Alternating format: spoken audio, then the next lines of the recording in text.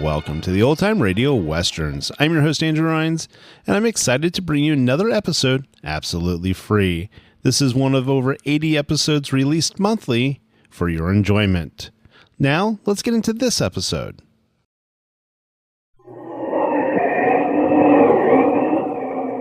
Sergeant Preston of the Yukon. Unchain, on you huskies. Gold. Gold discovered in the Yukon. Back to the days of the gold rush. And the adventures of Sergeant Preston and his wonder dog, Yukon King, as they meet the challenge of the Yukon in their relentless pursuit of lawbreakers.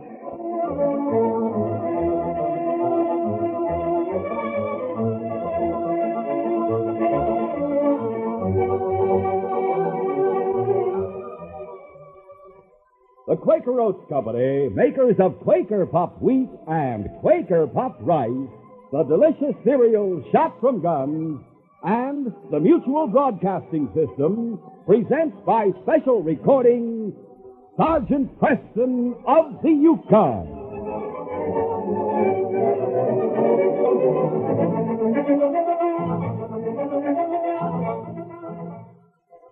Our adventure will begin in just a moment. What do the initials GOC stand for? You'd better know, because someday they may save your life. GOC stands for the Ground Observer Corps, the vital civilian arm of our nation's air defense system. Day and night, in thousands of observation posts and air defense filter centers, your friends, your neighbors, are standing guard, protecting you from a surprise enemy attack that could come at any moment. Our security, our very survival, depends on adequate warning. Our radar network is in constant operation, but only human eyes and ears can fill the gaps in our radar system. Do your part. Serve just a few spare hours a week. 1 million volunteers are desperately needed.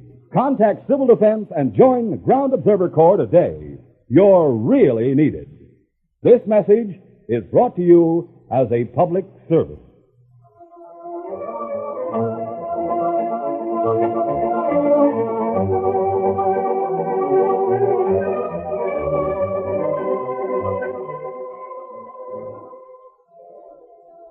At first, Johnny Lake thought it was the storm that had wakened him. But then he realized it was someone knocking on the door of the cabin. Just a second. He rolled out of his blanket, rose to his feet, and hobbled painfully to the door. You put me up for the night, mister? Sure. Come on in. Boy, the storm's getting worse. Yeah, you can't see your hand in front of your face. There's some wood beside the stove. Want to toss in a few more chunks? Yeah.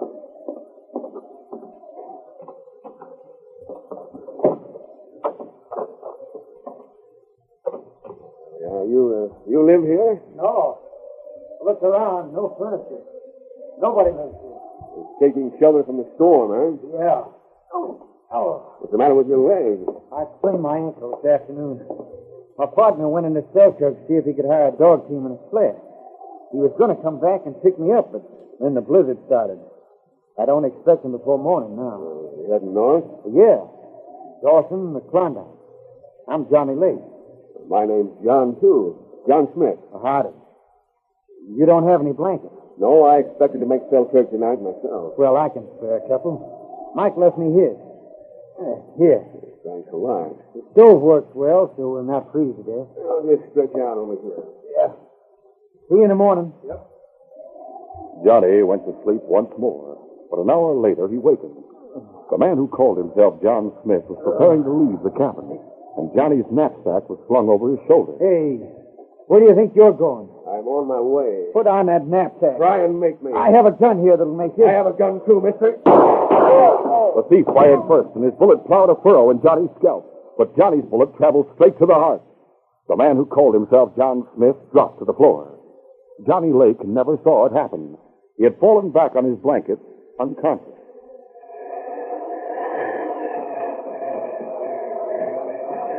Another hour passed before Nick Garvin and Nat Begg stopped their team in front of the cabin. Ho there, ho! Ho, you huskies! Ho there, ho! We're in luck. Somebody's inside. Smoke coming from the stovepipe. Ain't no sense in unharnessing the dogs. They can burrow in the snow right where they are. Come on, let's get inside. Look, the door's open a little. We don't have to bother nothing. Inside. Yeah. The door's stuck. Well, push. Okay. Matt, look what was holding the door. Man, he's dead? Yeah. Shot through the heart. Yeah, there's another one over here by the stove. He's been shot, too. Oh, here's the line. Looks like the fight ended in a draw. No, this one's still alive. Recognize him? Never saw him before, a youngster. You know the dead man by the door. Huh? That's Jake Hunter. You're right. He killed a man up in Dawson, you know. Yeah, I heard they were looking for him. Now, what's this knapsack? There's a name stenciled on it. John Lake. Well, now we have the whole story. Jake tries to steal the young guy's knapsack, and they shoot it out. Only this time it's curtains for Jake instead of the other fellow. Maybe we should bandage up the kid's head. Wait a minute. Let's see what's in the knapsack first. Okay. That's a small poke of gold, about $200. Well, we can use it. What's this? Yeah, it looks like a bank book. It is. Northwest Bank in Skagway. Wow. What? The balance is over $25,000. He could be worth more to us alive than dead. Let's see what we can do for him. And for ourselves. Johnny couldn't remember where he was. Worse than that, he couldn't seem to remember anything. A bearded man wearing the rough clothes of a prospector walked toward him, holding out a cup. Better take a drink of this. Thanks. There was another man standing beside the stove, watching him closely. Who are you? I'm Matt Begg. That's Nick Garvin. Lucky thing we stopped in here last night. We saved your life, mister. Did you? Don't you remember anything about what happened? No. You called me Johnny. Yes, that's your name, isn't it? I don't know. Huh? Hey, let me handle it. Oh, my head. The head wound. He may have lost his memory. I don't seem to remember anything. Here's a notebook and a pencil. Write your name. My name? Oh, yeah. Johnny. John. What's the rest of it? Write John Lake. Sure. There you are. Shaky, but the signature's right. Yeah. I'm John Lake. If he's drawing a blank. I said leave it to me. Johnny, you're in trouble. Huh? Oh, what sort of trouble? I know something's wrong with my head. You but I didn't... killed a man last night. What? Oh, no. He's over there in the corner underneath that blanket. But how? Why? His name's Jake Hunter, a man who's well known in Dawson. He was still alive when we got here, and he told us all about your fight. Fight?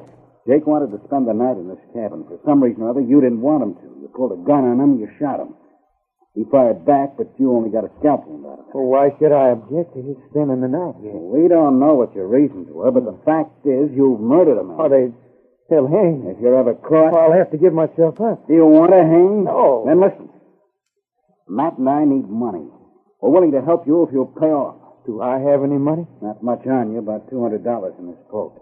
But you have over $25,000 on deposit in Skagway. Now I remember. You do? Just the name, Skagway. I was there, wasn't I? All coming back. I doubt it. Remember anything else, Johnny, about yourself? No, just names. The Yukon, Dawson, the Klondike. Well, that's where you are, in the Yukon Territory, on the trail to Dawson and the Klondike. Oh, if my head didn't hurt so... Johnny, you've got to get out of the Yukon Territory or you'll hang for murder.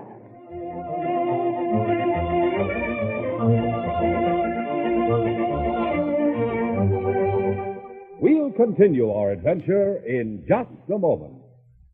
Listen, all you fellas, girls, mothers, dads, everybody.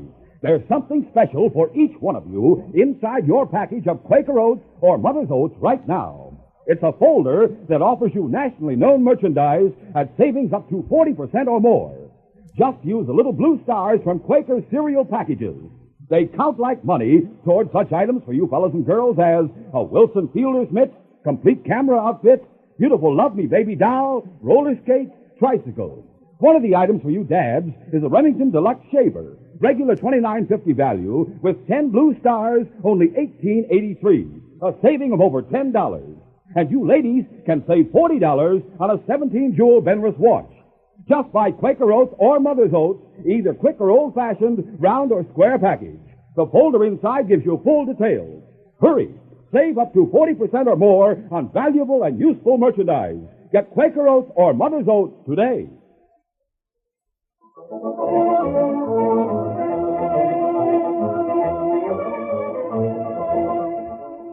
Now to continue. In Selkirk, Mike Dennis, Johnny's partner, had met Sergeant Preston, and the sergeant had agreed to drive out and pick up Johnny. They left the town as soon as it was light and reached the cabin about 10 o'clock. Hooting! Hi-yo! Hello! I wonder what's the matter with King, Sergeant. What's he growling about? Something inside the cabin he doesn't like. Oh, but there's only Johnny. Stand aside while I open the door. I don't see anyone. Johnny? King, who had been working as a loose lead, trotted ahead of his master into the cabin and straight to the corner where the dead man lay covered by a blanket. The sergeant pulled it back. Johnny. This isn't your partner. The man called Jake Hunter. Wanted for murder, dead or alive. He's dead? Yes, the Crown's been spared the expense of the trial. Well, what could have happened here? Where's Johnny? He couldn't have walked far, Sergeant, not on that ankle. We didn't head for Selkirk, or we'd have met him on the trail. Could he have shot this man? Seems likely, doesn't it? If he did, it was probably in self-defense. Jake was a cold-blooded killer. Well, there might have been other people who took shelter here last night. Also possible. I'll take a look outside. Snow will have covered up any tracks. Still, there may be something. Yes, Mike. What? I don't see anything. Close to the cabin here. There's hollows in the snow. Drift? No, they're too regularly spaced. 6 of them. 6 dogs. Those hollows are where they burrowed in the snow. Then someone with a dog team was here, and Johnny must have left with him. But why would Johnny go anywhere when he knew I'd be coming back here? We'll find that out, and we'll learn what happened last night. How, Sergeant? Find Johnny, find whoever else was here. Well, there's no tracks. King can pick up the scent of the team from where they burrowed. Follow the dogs, and we'll find them in. Give me a hand with the Jake. With any luck, the sergeant and Mike might have caught up with Garvin, Beggs, and Johnny the first day. But they met with many delays. It took them 4 days to reach Whitehorse.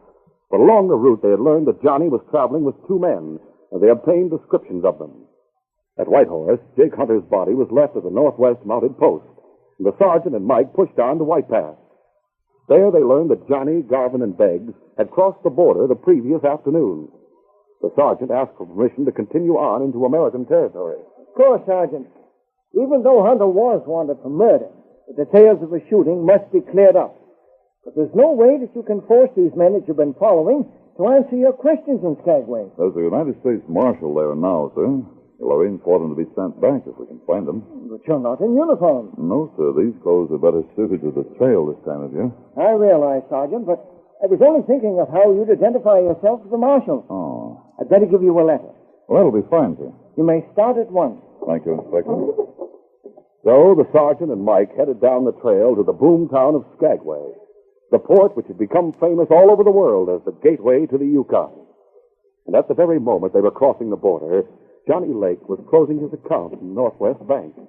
Nick Garvin and Matt Beggs escorted him back to his hotel room. Tired. How about paying off, Johnny? No. What do you mean, no? We've kept our bargain. We've got you here. We want our $10,000. You haven't kept your bargain yet. You promised to find passage for me back to the States. Why, you He does it. I have a gun, Matt, and if you find any rough stuff, I'll use it. I'm tired and I'm weak. I still need your help. As soon as you get me on board a ship, I'll pay you off. Sure, that's only reasonable, Johnny. We'll arrange for your passage. You lie down and get some sleep. Come on, Matt. But both the men knew that passage would be difficult to arrange. The Portland Belle had sailed the day before, and an old schooner was the only ship anchored in the harbor. Nick and Matt discussed the situation at one of the waterfront cafes. Why don't we just take the money, all of it? Because even if Johnny's forgotten everything about his past life, he still remembers how to pull a trigger. If he can outshoot Jake Hunter, he's better than you and me. We can wait until he's asleep sometime and take the gun away from him. He'll keep his door locked from now on. What about the schooner? Nothing doing. The house isn't going anywhere. How do you know? I know the skipper, Captain Wilkes. There he is, over at the bar. Where do you know him from? Frisco. Specialty is smuggling. Hey, Matt, he's our man. We'll cut him in. Tell you, he isn't going anywhere. His whole crew jumped ship and took off for the Klondike. To hire another crew if he offered enough money. Matt, we sail with him. Get rid of Johnny somewhere at sea, and the whole $25,000 would be ours. No dice. That's a sailing ship. No matter how much money he offered, Wilkes couldn't find a crew to handle a windjammer. Not in this time. Maybe we wouldn't have to sail. Huh? I mean, once we got Johnny aboard, it should be easy to handle him. The three of us, the captain and you and me. Johnny couldn't be watching all of us all the time. Just one blow with the back of the head, and overboard. He's finished. They saw us from the shore. At night. We'll take him aboard tonight. Call the captain. Yeah. Hey, Wilkes, come over here. As the sergeant presented his letter to the United States Marshal in Skagway, Mike Dennis inquired for Johnny at the Northwest Bank. And he met the sergeant afterwards in the lobby of the mansion house. He drew out every cent of money he had in the bank, Sergeant. Over $25,000. That's a great deal of money. Well, we both sold our ranches down Texas before we came up here. Well, it certainly looks as if Johnny's running away. Why? It'd be logical if he thought he'd committed murder. Listen, Sergeant, Johnny's quick on the draw, but he'd never draw first. One of the men who was with him may have killed Jake. Johnny may feel that he's involved, but there's no point in guessing. We must find him. Any chance of King picking up the trail of the team? In a town of over 25,000? It'd be sheer luck if he did. It's up to us now. At least we know what the men look like. I'll start asking for them here. Nick and Matt and Johnny weren't staying at the mansion house. And there were over 100 hotels in Skagway at that time. The sergeant and Mike split up and began a systematic search. But they had found nothing when they met for supper that evening. After they had eaten, they strolled along the waterfront discussing their next move. If there were any steamers from the States tied up here, I'd have contracted them first. What about that ship out in the harbor? Oh, that schooner? She's been anchored there for over 2 weeks. Crew deserted. Gold fever. Someone rowing out to it. Yes. What are you getting so excited about, King? Barking at the rowboat. The one that's heading for the schooner. Sniffing at the dock. Well, he can't have picked up the scent of the team down here. As a sailor leaning against that piling up ahead, in this business, it always pays to ask questions. King had caught a scent. The scent of the three men the sergeant had been following all the way from Selkirk. And though King had actually been told to follow a dog team, these were men who had been traveling with that team. It was something which should be called to the sergeant's attention. King did his best by growling and barking at the rowboat, which had nearly reached the schooner. Good evening. Huh? Oh, howdy, mate. Do you happen to notice the men in that rowboat? Dinghy? Yeah, I noticed them. Well, was one of them... Captain Wilkes and three blokes I never saw before. Friends of the captain's, probably. Was one of them tall with yellow hair? Well, they're all wrapped up in parkas. One of them have a bandage on his forehead? Come to think about it, yeah. And he walked with a limp? Maybe. I figured he'd had a full cargo and was listening a little to starboard. Oh. You know where we can get a boat around here? I have a motor launch. A rowboat would suit us better. Well, I have one. But I advise you to keep away from that schooner. A couple of husky gents like you're apt to be shanghaied. Captain Wilkes is a tough customer. Oh, we'd like to find out just how tough he is. Well, don't say I didn't warn you. My rowboat's tied up at the wharf. Thanks. Go on, King.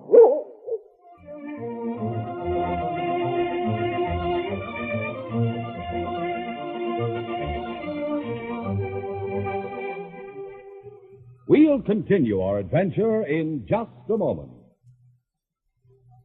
Watch the premiere of Sergeant Preston of the Yukon on television tomorrow. Tomorrow is the big night, the premiere of the adventure series you've loved on radio. Starring Sergeant Preston, his big black horse Rex, and his wonder dog Yukon King. They're brand new stories, packed with adventure, mystery, romance, bravery, everything the whole family likes.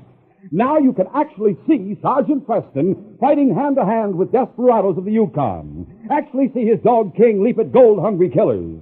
You'll see magnificent Yukon scenery unfold before your eyes, rushing rapids, and later terrifying avalanches and snowslides. It's something new and different in television, brought to you on a coast-to-coast network by all the Quaker cereals. Quaker Puffed Wheat and Rice, Quaker Oats, Mother's Oats, Muffet Shredded Wheat, and Quaker Paco 10. Remember, it's tomorrow evening, Thursday, and every Thursday thereafter. The exciting premiere of Sergeant Preston of the Yukon on television. Check your newspaper for the time and the station nearest you.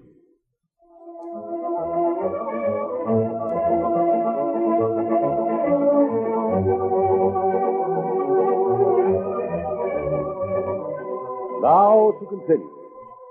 A great black cloud wiped out the light of the moon as Captain Wilkes tied up to the rope ladder that hung down from the deck of the schooner. Matt climbed it first, followed by Nick, Johnny, and the captain. Johnny wondered at the silence of the ship.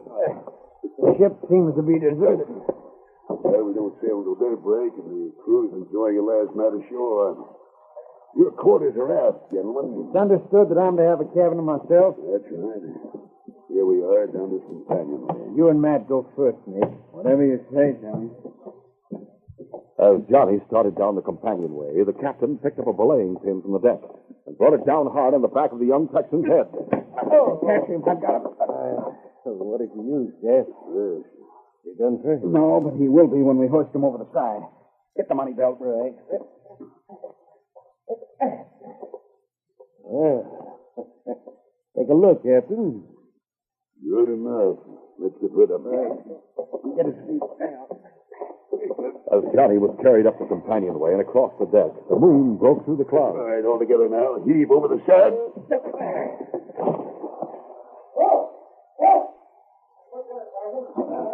Look, small boat rounding the stern. Whoever's in it saw what we did. Couldn't have seen it clear. Last story is that he fell overboard. Ahoy there! Man overboard! There's a man jumping into the water after him. What if he finds him? Not a chance. That fool will lose his own life. Hey, he has him. He's pulling him back to the boat. What do we do now? We'll have him brought aboard. Ahoy there! I'll throw you a line. Right under his shoulders, and we'll hoist him aboard. Right. And you, the one who went after him. Better come aboard, too, and get into some dry clothes. You'll freeze to death. Let's have that line. Here it comes. Johnny was hoisted aboard the schooner, and a few minutes later, the sergeant and Mike climbed the rope ladder. King was left behind in the borrowed rowboat, and he howled at the moon. The sergeant and Mike found Johnny in the captain's cabin, stretched out on the bunk. I've given him some brandy. He'll be all right in a minute. Get his clothes off, Mike. Yes. Some blankets, Captain. You should be thinking of yourself. I'm all right. The blankets, please. Here you are. Didn't have a chance to swallow much water. He'll be all right. Yeah. It's coming, too. Of course, he'll be perfectly all right in a minute. Just had a little too much to drink and fell overboard. Now, if you two men will come to the galley with me, I'll give you some hot coffee. We're staying right here. Johnny. He knows him. I'll say I know him. I'm his partner. Johnny. Mike, you finally got back What? from Selkirk. There was a man called John Smith. He tried to steal my knapsack. He shot at me, and I shot at him. I think I killed him. Who are all these people? Don't you know where you are? Well, isn't this the cabin where you left me? Well, you left the cabin a week ago with these two men. I never saw them before. Sergeant. Amnesia. He blanked out when he was shot and doesn't remember anything that happened since then. Good. He called you Sergeant? Yes, I'm Sergeant Preston, Northwest Mounted Police. Well, let me explain about Johnny.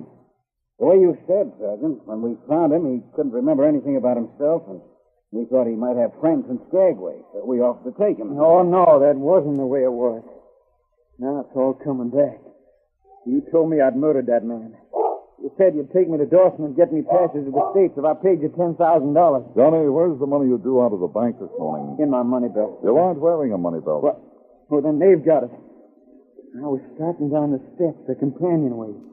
The captain was behind me. He hit me. They took your money belt and threw you overboard. I had the belt when I come on board. Well, Sergeant, now that you have the whole story, what are you going to do about it? Since you have us covered, there isn't much we can do, but I'd advise you to return Johnny's money. Not a chance. We decided not to do that. Well, $25,000 is quite a haul. Yeah, and it's all right here. I suppose you'll not hesitate to commit murder to keep it. No, Sergeant. And I intend to use bullets this time instead of a belaying pin. Oh? That all the evidence you need, Marshal? What? Marshal Ferguson is standing in the doorway in back of you, Captain. He's been listening to your plans for the future. Oh, it's the marshal. Yes, and I have a few plans for the future myself. Drop that gun, Captain. You're under arrest. Yeah. Drop it around shoot. Yes. That's better. I've never seen a more welcome sight than you walking into this cabin, Marshal. How'd you happen to come out here? I was making a patrol of the waterfront. I heard the man overboard cry, and his dog started to howl. I decided to investigate. A fisherman brought me out in his motorboat. Well, Marshal, the attempted robbery... It is right. Give me that money belt. Here you are, Johnny. Oh, thanks, Mike. The attempted robbery and the attempted murder were in American territory, Marshal, so these are your business. Now, if you'll excuse me, I'll do my best to stop King's howling. Go right ahead, Sergeant. You got your guns, King, stop it! I apologize for leaving you down there, boy, but you can see for yourself I'm perfectly safe. Everything's fine, fella. This case is closed.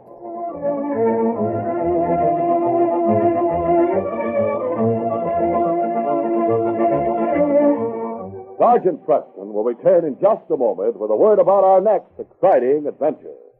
Your musical treat of the day waits for you throughout the week on Mutual. Each Tuesday and Thursday evening, it's time for Eddie Fisher and a session of music as everyone likes it. Young and old delight in Eddie Fisher's way with a song. And he's joined on every show by Fred Robbins as MC, Alex Stordo's orchestra, and outstanding guest stars. Every Saturday, the teenager's favorite, Johnny Desmond, brings Phonorama Time and a roundup of the newest and best in popular recordings. On Sundays, the Enchanted Hour presents favorite music from the world's best-loved composers. Every weekday also means time for Hawaii Calls and authentic melodies of the islands. Music fills Mutual's air throughout the week. Hear the Eddie Fisher Show, Johnny Desmond with Phonorama Time, Enchanted Hour, and Hawaii Calls on Mutual throughout the week over most of these stations. And now, here is Sergeant Preston. Sergeant Preston reporting for duty, Inspector. Sergeant, a trapper named Sam Baker has located the hideout of fur thieves who have been operating near Big Elk. Well, that's good news, sir. Yes, I want you to go to Big Elk. You'll be able to close in on the thieves and get evidence enough to put them behind bars for a long time. Where is the hideout? Baker will tell you that when you see him. I'll start for Big Elk at once, sir. Neither the inspector nor Sergeant Preston knows that Baker cannot tell where the stolen furs are hidden, for Baker has been killed. And when King follows the trail of the killers, the mighty dog leads his master into a trap from which there seems to be no escape. Be sure to hear this next exciting adventure.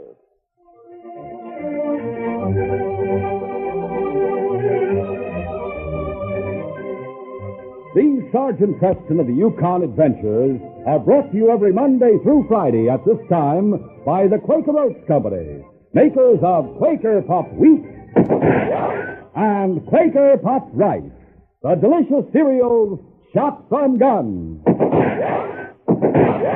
By special recording in cooperation with the Mutual Broadcasting System.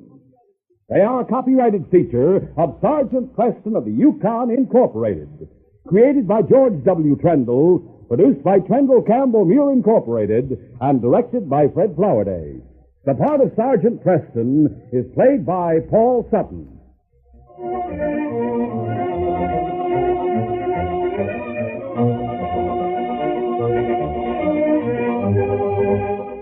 This is J. Michael wishing you goodbye, good luck, and good health from Quaker Puffed Wheat and Quaker Puffed Rice. So long. This is Mutual, Radio Network for all America.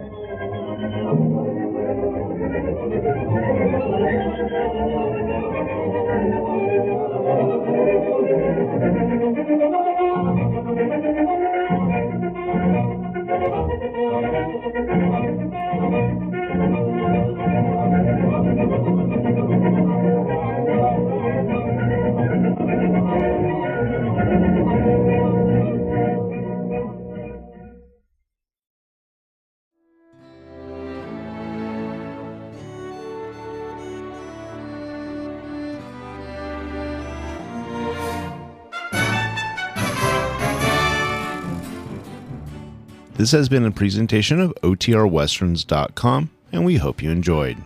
Please take some time to like and rate this episode within your favorite podcast application. Follow us on Facebook by going to OTRWesterns.com/Facebook, and subscribe to our YouTube channel by going to OTRWesterns.com/YouTube. Become one of our ranch hands and unlock some exclusive content. We want to thank the following ranch hand, Steve, who joined us recently. You too can join by going to OTRWesterns.com/donate.